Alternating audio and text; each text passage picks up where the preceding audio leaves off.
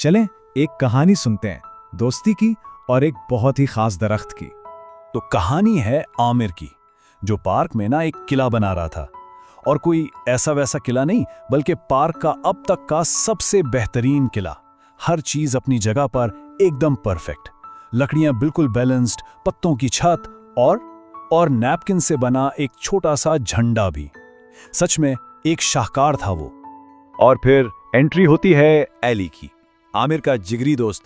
भाई जोश तो उसमें कूट कूट कर भरा था, कभी कभी जोश में होश भी खो बैठता, लेकिन दिल का बहुत साफ था। और इस वक्त भी वो आमिर को कुछ दिखाने के लिए बेहद एक्साइटेड था। और फिर बस एक पल में सब कुछ बदल गया। एली का पांव फिसला और वो सीधा जा गिरा किले कर। लकड़ियां बिखर गईं, वो छोटा सा झंडा हवा में लहराया और सब खत्म। एकदम खामोशी। आमिर बस इस टूटे हुए किले को देखता रह गया। एली बार बार सॉरी कह रहा था, लेकिन आमिर की आवाज में ना दुख और गुस्सा था। उसने सिर्फ इतना कहा, तुमने सब बर्बाद कर दिया, और वो वहां से चला गया। तो आमिर अब कहाँ जाए? गुस्से में वो पार्क की सबसे पुरसुकून जगह की तरफ चल पड़ता है, एक ऐसी जगह जहां वो अपने गुस्से के साथ अकेला बैठ सके। और वो जगह थी पार्क का सबसे बड़ा दरख्त। पता है, मोहल्ले के बच्चे इस दरख्त को माफी का दरख्त कहते थे, लेकिन उस वक्त आमिर के दिमाग में माफी का तो दूर दूर तक कोई ख्याल नहीं था। वो अपने गुस्से में गुम बैठा ही था कि अचानक टिप, एक छोटा सा सेब उसकी गोद में आ गिरा। उसने हैरानी से ऊपर देखा और तब उसकी नजर दरख्त के तने पर पड़ी। वहां कुछ लिखा हुआ था। अल्फाज पुराने थे, धुंधले, लेकिन पढ़े जा रहे थे। ये कोई आम दरख्त नहीं था, ये तो जैसे एक जिंदा तारीख की किताब थी। इस पर खुदा हर निशान एक पूरी कहानी था, किसी लड़ाई की, किसी सॉरी की, और फिर किसी माफी की। आमिर ने धीरे से अपनी उंगलियों से उन अल्फाज को छुआ। सैम ने मुझे माफ कर दिया, 2019 हमने उसे ठीक कर दिया। एडन ने मेरी पतंग तोड़ी, माफ कर दिया। जारा ने कुछ बुरा कहा, अब हम पक्के दोस्त हैं। जितनी कहानियां वो पढ़ता गया, आमिर का दिल उतना ही नरम पड़ता गया। क्या खूबसूरत बात है ना, जैसे उसका गुस्सा एक मुसाफिर था जो बस अपनी मंजिल पर पहुंचकर ट्रेन से उतर गया था। वो गुस्सा अब आमिर का हिस्सा नहीं रहा था, वो जा चुका था। तो आमिर ने ऐसे ही दरख्त से पूछा, क्या मुझे इसे माफ कर देना चाहिए? और जवाब में पता है क्या हुआ?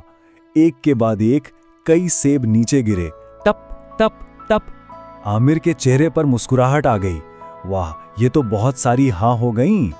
और बस इसी लम्हे आमिर को समझ आ गया कि उसे क्या करना है। गुस्सा जा चुका था और उसकी जगह उम्मीद ने ले ली थी। और यही तो सच्ची दोस्ती होती है ना? आमिर को बिल्कुल ठीक पता था कि एली उसे कहाँ मिलेगा। तालाब के पास वाली बेंच पर। जब भी एली उदास होता था, वो वहीं जाता था। आमिर सीधा एली के पास गया और उसके हाथ में एक लकड़ी थमाई। ये पुराने किले की सबसे अच्छी वाली लकड़ी थी। फिर उसने कहा, हम एक नया किला बनाएंगे मिलकर। और ये सिर्फ अल्फाज नहीं थे, ये एक वादा था। तो बस दोनों दोस्त मिलकर काम पर लग गए। और इस बार ना वो सिर्फ लकड़ियों का किला नहीं बना रहे थे, वो अपनी टूटी हुई दोस्ती को भी दोबारा जोड़ रहे थे। और तभी एली ने अपनी जेब से कुछ निकाला, वही असली थोड़ा मसला हुआ नैपकिन वाला झंडा। उसने उसे बचा कर रखा था, फेंका नहीं था।